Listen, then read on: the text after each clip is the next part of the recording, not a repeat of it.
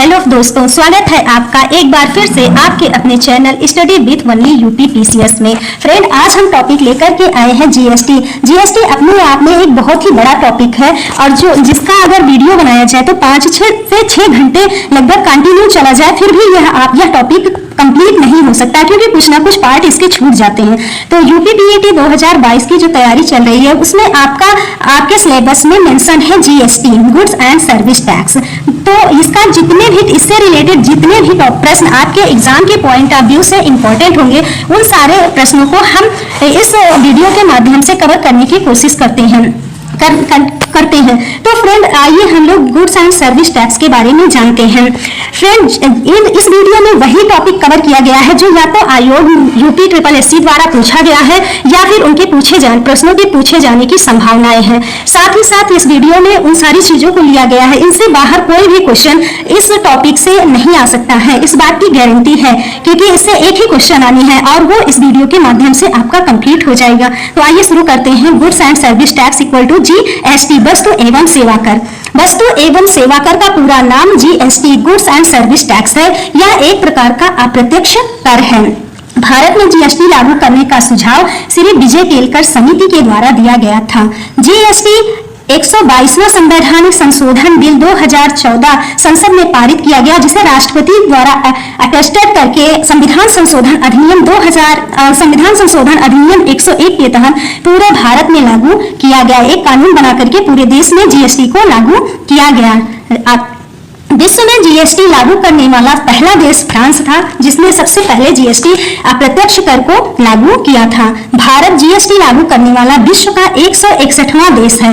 भारत का नंबर 161वां आता है पूरे विश्व में जीएसटी लागू करने में। भारत का जीएसटी मॉडल बेस्ड है कनाडा के जीएसटी मॉडल पर। सबसे पहले लागू किया तो फ्रांस था, लेकिन भारत ने जो अपना मॉडल चुना था जीएसटी के लिए वो कनाडा मॉडल को चुना था। भारत में जीएसटी लागू करने वाला पहला राज्य बना था असम।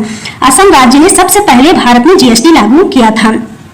तो जीएसटी, अब हम समझते हैं जीएसटी कई सारे अप्रत्यक्ष करों को हटा करके केंद्र सरकार के द्वारा, भारत सरकार के द्वारा कई सारे अप्रत्यक्ष कर जैसे कि custom duties, excise, service tax, sale tax, VAT, इन सारे टैक्स स्लैब्स को हटा करके एक टैक्स डिफाइन किया गया, वो था जीएसटी। कुल मिलाकर के 18 टाइप्स के टैक्स को हटा करके भारत सरकार द्वारा एक अप्रत्यक्ष कर एक टैक्स लगाया गया, वो था जीएसटी।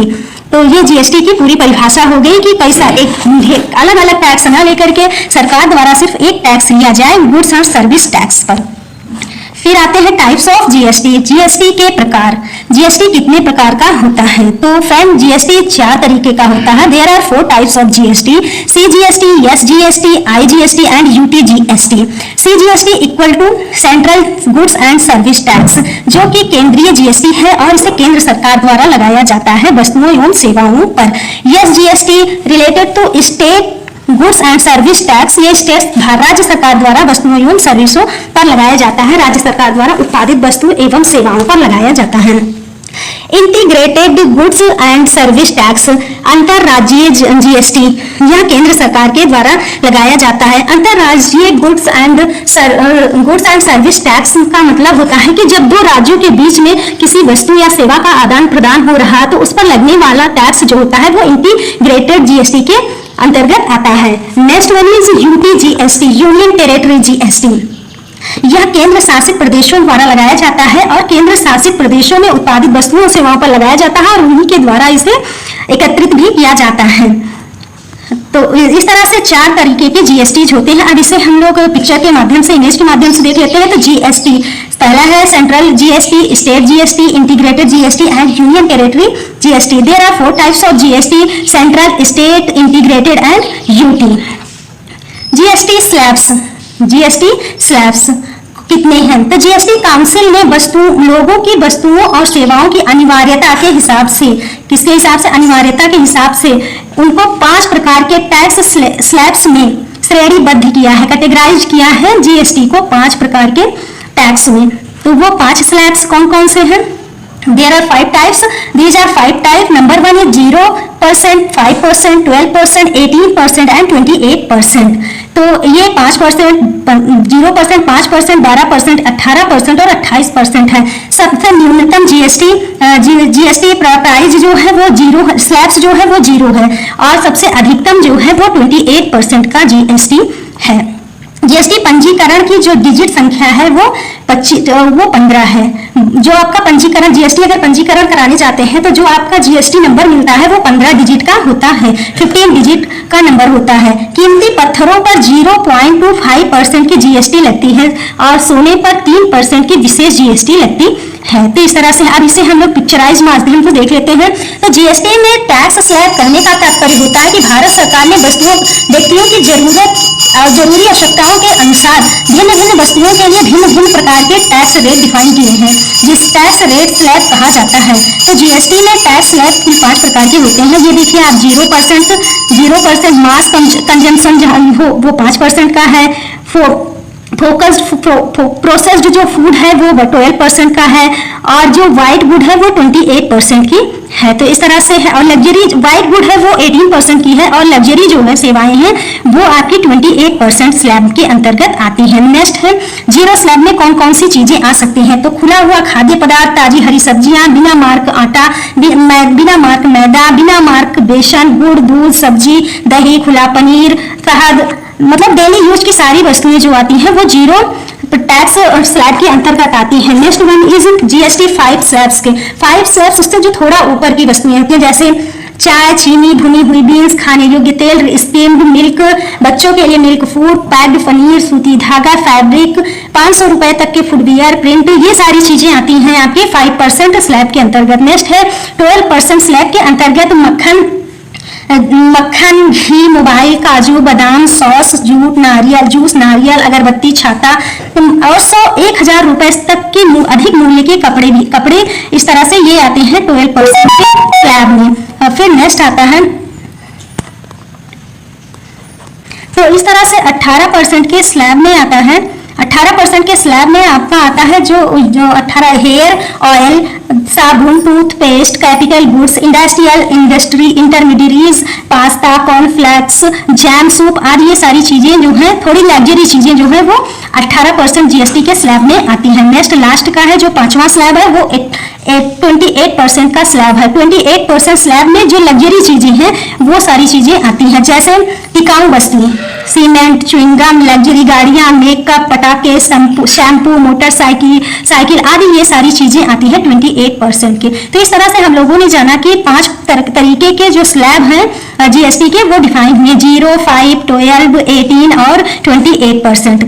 अब हम जानते हैं कि कौन कौन सी ऐसी मदें हैं जो जीएसटी के अंतर्गत शामिल नहीं है। वो मदें हैं मानव उपभोग हेतु अल्कोहल जो है वो जीएसटी के अंतर्गत शामिल नहीं है।